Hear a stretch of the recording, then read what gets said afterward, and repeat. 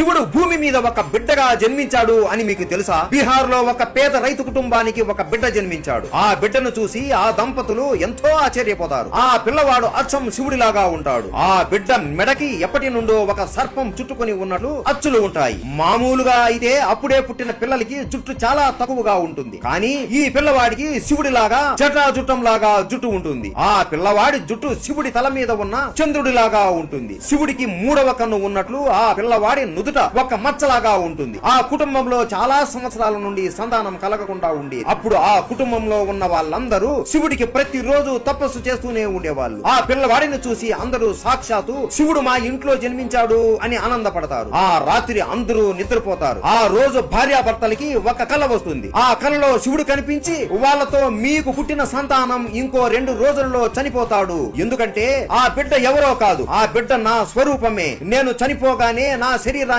భూమిలో పూడ్చేయండి, నన్ను మీ బిడ్డలాగా ఇక భావించండి అని చెప్పి వెళ్లిపోతాడు. ఇక ఆశ్చర్యపోయే విషయం ఏంటి అంటే ఆ బిడ్డని ఎక్కడైతే పూడ్చేశారో కొన్ని రోజుల తర్వాత ఆ ప్రదేశం నుండి స్వయముగా ఒక శివలింగం వస్తుంది. అందరూ ఆ శివలింగాన్ని చూసి అక్కడే ఒక గుడి నిర్మించారు. ఈ శివలింగం ఉండే గుడి బీహార్ లో సబ్బచక్ గ్రామంలో ఉంది. ఈ గుడికి మీరు ఎప్పుడైనా వెళ్ళారా? హర హర మహాదేవ్.